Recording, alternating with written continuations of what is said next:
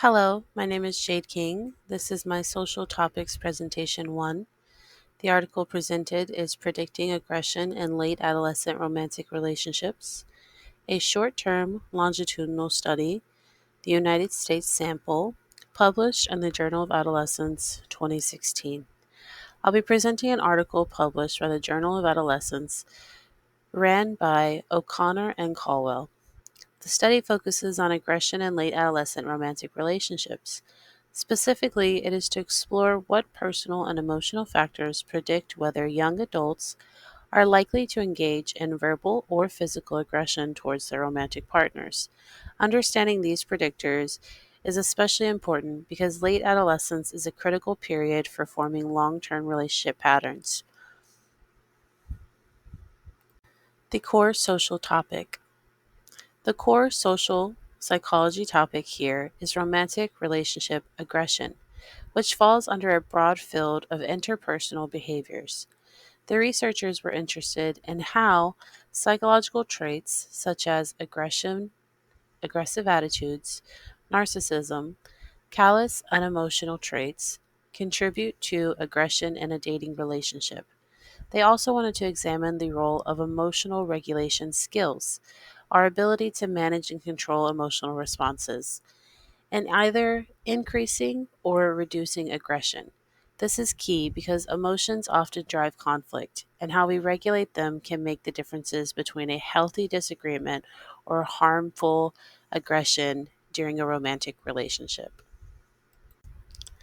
The study included a large and diverse sample, 1,180 U.S. college students. Out of this group, 807 were women, while 373 were men. The participants were in late adolescence or early adulthood, which is the age range where many people are exploring serious romantic relationships for the first time. What makes this study particularly strong is that it is used in a short term longitudinal design, meaning that the researchers did not just collect data once, they followed these participants over a 60-day or 2-month span to see how their behaviors developed and changed over time in their relationships. This gives us stronger evidence about the cause and effect of emotional regulation during their relationship period. At the start of the study, participants completed questionnaires that measured their previous experience with dating aggression, as well as a variety of personality traits. These included aggressive attitudes or belief that aggression is acceptable and justified, narcissism, which is linked to entitlement and sensitivity to criticism, callous, unemotional traits like a lack of empathy or shallow behavior, and emotional regulation skills, which can show how well someone can manage intense feelings in a disagreement with their romantic partner or even in a peer to peer setting. 2 months later, participants reported again on their romantic relationships, specifically whether they had engaged in new instances of verbal or physical aggression. By comparing the baseline data following up, the researchers could see how the factors actually predicted later aggression and the changing viewpoint of the young adolescents being reviewed in the study. Findings.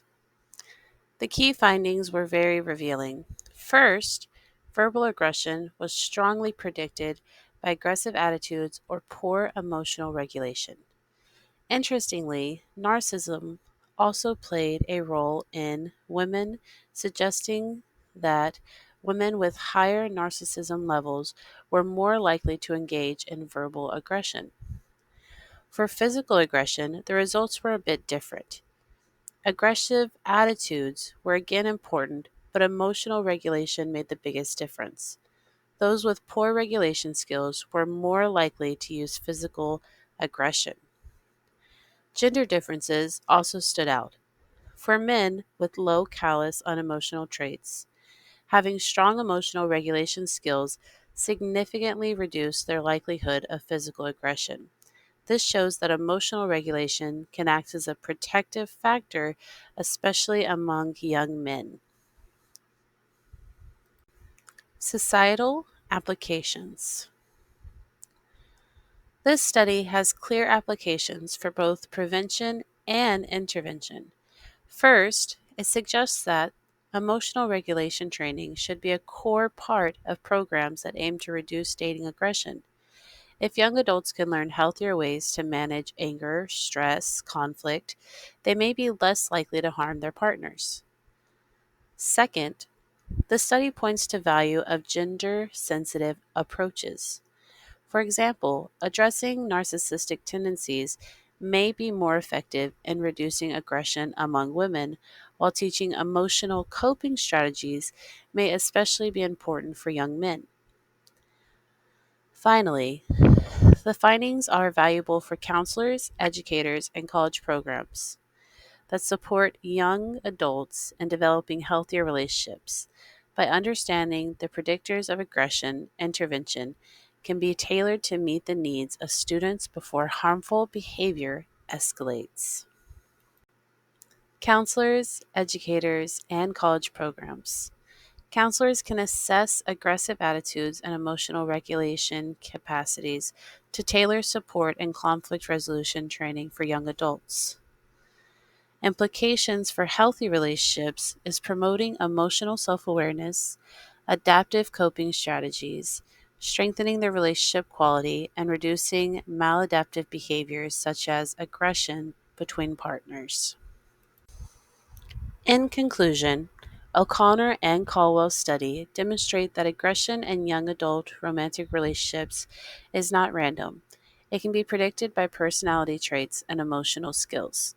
Aggressive attitudes and poor emotional regulation consistently increase aggression, while strong emotional regulation skills act as a protective buffer, especially for young men. Beyond these findings, this study highlights a broader point: the importance of using accurate, evidence based research in social psychology. Without reliable data, we would not know which factors actually influence aggression, and interventions might miss their mark.